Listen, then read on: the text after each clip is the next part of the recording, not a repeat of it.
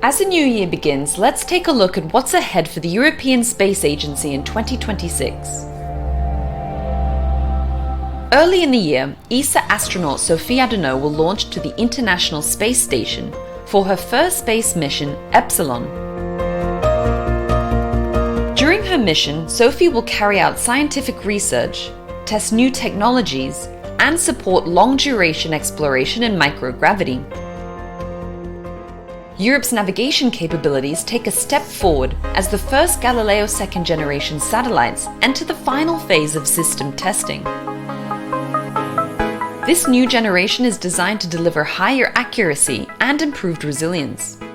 At the same time, the first satellites of the Celeste constellation will lift off from New Zealand, beginning tests of a future low Earth orbit navigation system designed to complement Galileo.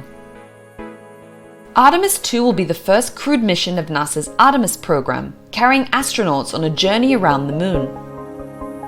For 10 days, 4 astronauts will fly aboard the Orion spacecraft, powered in deep space by the European Service Module, which provides propulsion, electricity, and life support resources for the crew. They will travel past the far side of the Moon and return to Earth, marking the first time humans have ventured beyond low Earth orbit in more than 50 years.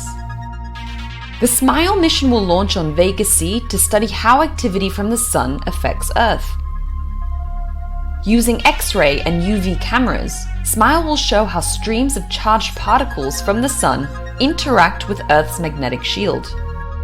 Its discoveries will improve our understanding of the solar wind and space weather, helping protect satellites, astronauts in orbit, and critical infrastructure here on Earth. Euclid will deliver new datasets.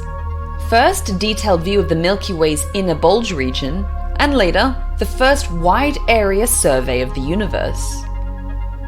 By mapping how billions of galaxies are arranged across space and time, Euclid will shed light on 2 cosmic mysteries: dark matter and dark energy. The Plato mission is undergoing final tests and is on track to launch on Ariane 6.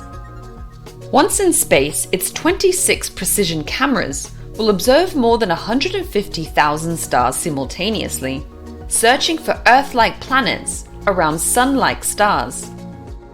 By measuring tiny changes in starlight, Plato will not only discover new worlds, but also reveal how stars work on the inside.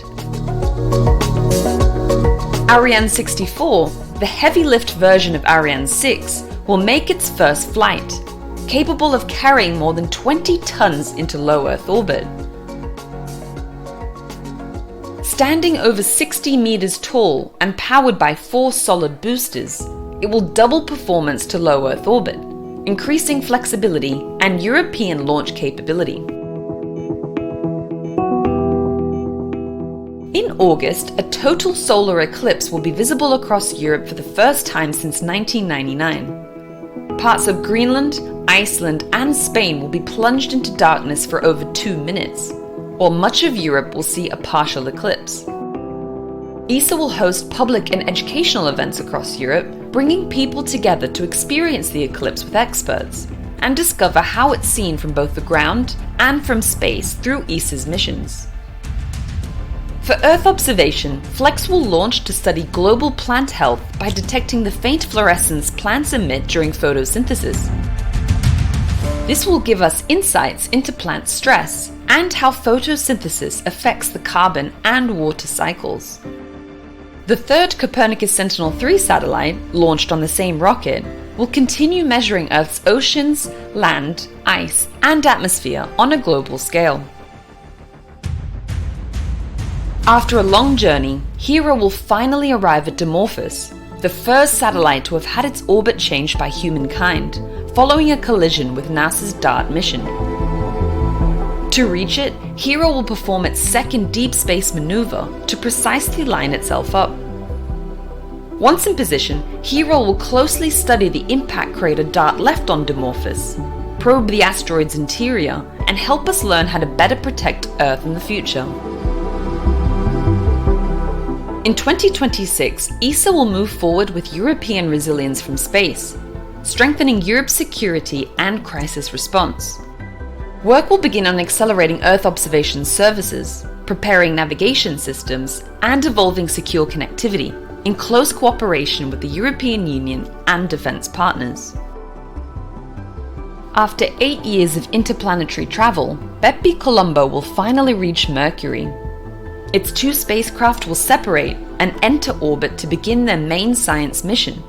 Together, they will study Mercury's surface, interior, and extreme magnetic environment in unprecedented detail. In 2026, ESA will continue to deepen its international partnerships, ensuring Europe remains a leading and trusted partner in global space exploration. From Earth to the farthest reaches of the solar system, 2026 marks a year of firsts, continuing to shape the future of space.